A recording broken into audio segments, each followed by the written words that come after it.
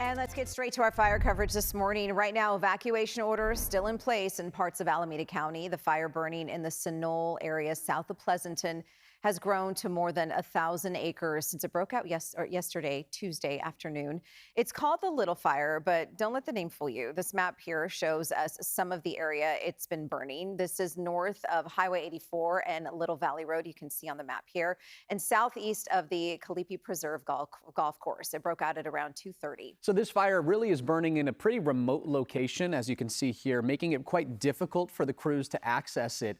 But it still is burning near homes. It is 10% contained as of the latest CAL FIRE update. So here's a look at those evacuation maps from CAL FIRE. Anything you see shaded in dark red means a neighborhood that is under an evacuation order. They are the PLS 081 zone and PLS 103 zones. Some orders were downgraded to evacuation warnings last night. As for the firefight, we saw tankers drop fire retardant and water. The aerial attack, really an important strategy in battling the flames in this tricky area.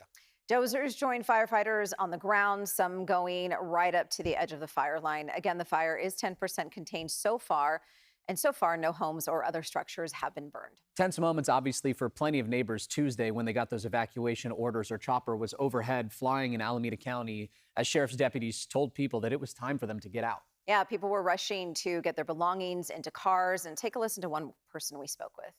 Well, I was at work and I got alert that there's a fire here. I really emerged and I came here and my family was inside. Thank God they just got out of the house right now. They're outside now. Just don't worry about your material or your items. Just save yourself and save your family. Well, some of those evacuated went to the Pleasanton Senior Center, the official shelter that's been set up. We saw people carry some of their belongings in through the night. And that's where we find our Drew Andre this morning. He's live for us there. Drew, what are you finding out today? Well, Max, people showed up here yesterday afternoon, leaving their homes, just hoping that it was going to be all okay. So this morning, I was just talking to some of the Red Cross workers inside. Yesterday, there were around 50 people that showed up to the evacuation center here. But by late last night, when some of those people at least got word that they could return home, a lot of them cleared out. Just a few people ended up spending the night over here. But it was yesterday afternoon when we really saw a lot of people that were flooding in and bringing their most important belongings. We saw some of those in people holding those in boxes as they came into the parking lots here, because at that point they really didn't know when they were able to go back home. Now it looks like that will happen sooner or later, or they already are able to. But this evacuation area did include thousands of people who just had to get up and leave yesterday afternoon.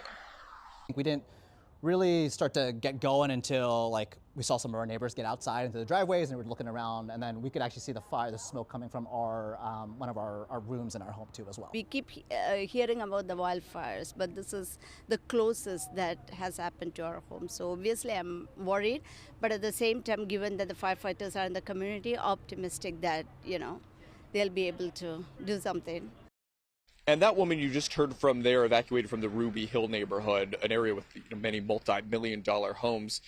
She says her neighborhood communicated through a group chat that they had to leave immediately as that fire started to head towards them. Firefighters believe that they are making good progress, but again, this is in a remote location with difficult access, and firefighters say it continues to threaten structures and power lines. We've come back out here live to the evacuation center here in Pleasanton. Again, pretty quiet this morning, but people are still waiting on that next update as firefighters continue to work. Back to you. Glad to see that it is quiet this morning. Hopefully it gets quieter as the day progresses, because that means firefighters are making good progress. All right, thanks for that, Drew. Okay, other updates on the fire. We know one firefighter was hurt, but no word on their injuries. Also, no word yet on how the fire started. Crews are focused on containing the flames first. So we'll give you one more look in case you missed it at the evacuation maps. This is from CAL FIRE's website. Anything you see in dark red in the middle of your screen right there means that is a neighborhood under an evacuation order this morning. They are the PLS 081 zone and the PLS 103 zone. We have a link to this map on our website, KPIX.com, so you can follow it there. So let's turn now to meteorologist Jessica Birch. Jess, it was a hot one yesterday. It was humid. It didn't help with the firefight. You would think some humidity would help in some way, but when those fires start to grow in size, especially in that tricky terrain, because the winds love those valleys to create stronger funnels for the strong winds that we saw that fire would blow up with.